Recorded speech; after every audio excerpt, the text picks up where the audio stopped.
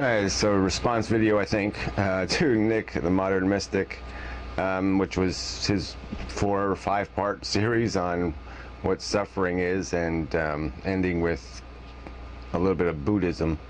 Yeah, I was in Stickam last night, and I brought up the subject deliberately a couple of times, and I just pushed a couple of the points that irritate me about it as a religion, and it gets a free ride, you know, because it seems so passive and perfect. You know, this benign, mellow kind of religion. But to me, it's worse than the rest of them in some ways, in many ways. So Nick, you've sort of, you know, you've emphasized, like, there's 2 ways we can deal with life. We can try to create environments where human beings can derive their satisfaction. We can create an infrastructure that allows human beings to satisfy their needs. And then the plan B is to moderate the needs themselves, to recondition us, so we can create conditions in the external world that are conducive to comfort, or we can create conditions in the internal world that make that possible. And they both have use. That's where I would concede your point, or it's even my point. I mean, we could do it both ways.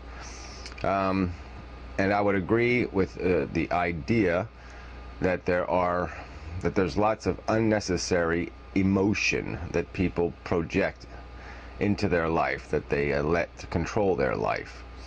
But your definition of suffering, you know, whatever, you're entitled to it, but I mean, I have an old authority, okay? And none of it says anything about comparison or anything, you know. Suffering, distress, ache, anguish, pain, woe, misery, torment.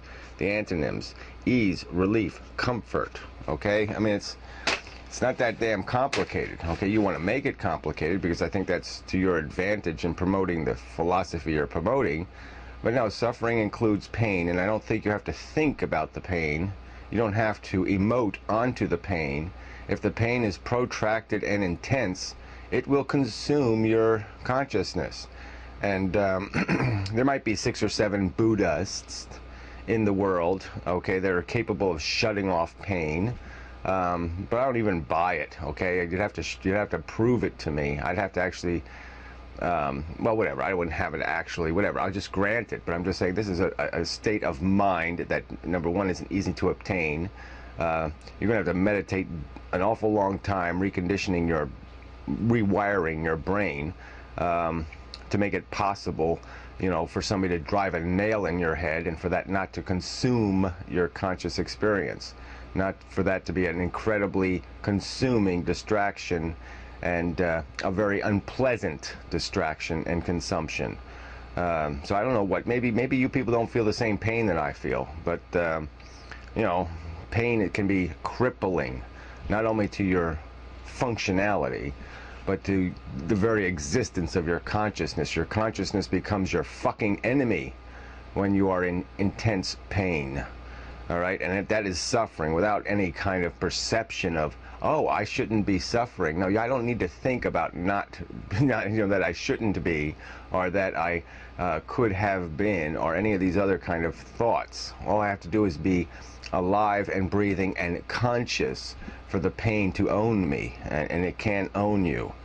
So, well, whatever, bullshit on that whole definition thing. I think the average person knows when I say the word suffering, or they should know, or they should be capable of knowing, unless they're trying to manipulate the conversation, that there's this whole realm of suffering out there that is horrible, intense, and anguishy, okay? You know, that is evil, nasty, horrible, okay? It's not some benign, I feel like crumpets this morning, you know, or I like a cigarette. It's not that kind of suffering. But whatever. So anyway, so there is some value in this conversation, like I will concede, that there is useless emotion. Okay, I mean, grief is kind of useless. Okay, it doesn't get us anywhere. We're not going to raise the dead with it. So that kind of attachment, that kind of excessive attachment, that incapacity to accept a disconnection, a change in your life, is probably of no use to us. So if we can intellectually find a state of mind that makes us capable of accepting what we can't prevent, well, that's probably good. But this Buddha thing goes way beyond what we can't prevent. I mean, it does glorify fucking nature. It's a religion that has a God. The God is nature. All right? The God is, we can't change the universe, the dynamic, the structure.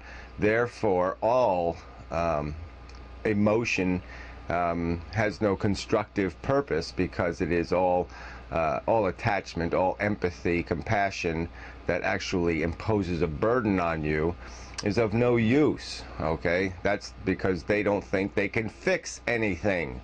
All right, but there is a plan A. All right, the world can be fixed. We can exercise control, and we have no obligation to have any reverence for natural selection or evolution or nature. So this is exactly what I've been talking about over the last couple weeks, about nature being the atheist God. I mean, there's no, fuck that. Okay, that's worse than Christianity, in my opinion. In my opinion, Buddhism is a worse religion. It is a more malicious and destructive religion, because it destroys the very thing that we need to have, which is a lack of acceptance. We have to reject the bullshit. It's bad enough that people will accept bullshit when they think some bullshit God with his ruby-encrusted heaven has seduced them into this belief and is promising them that it all makes sense somehow in the end. But it is even more disgusting when some stupid religion says, well, no, there's no real God, but God is Ganya, you know, God is this circle of life bullshit, and that it's all grinding up human life and animal life and consciousnesses for some grand stupid fuck purpose, or at least for some dynamic that we have no capacity to interfere with, or no right to. I don't even know if they go that far. But fuck that. Fuck this word acceptance. All right? Fuck that. All right? Because that is dangerous. Okay? It is, like I said, in certain circumstances, it is fine to be detached and to accept. To be Mr. Spock is good. In other circumstances, anger is very constructive. Okay? Grief is very constructive because it makes you think. It forces you to put something on the goddamn table that you might not otherwise put on the table. Things that you need to prioritize. You need the motivation. You need to get your ass off the chair or out of the zone, all right, and get on your fucking legs and do what you have to do to make the fucking corrections and changes that need to be made. The goddamn machine's broken. It needs to be fixed. You don't sit there, oh, the car's making a noise. Well, I will Buddharize myself and accept the noise. No, the noise is a warning. The noise is telling you something's fucking broken and you better fucking fix it. Well, it appears I'm going to need more than one part here, so I'm going to put these little exits and entrances on, and I'll tag these on. So this is the end of part one, and part two I get a little more ranty. So you might want to tune in for that.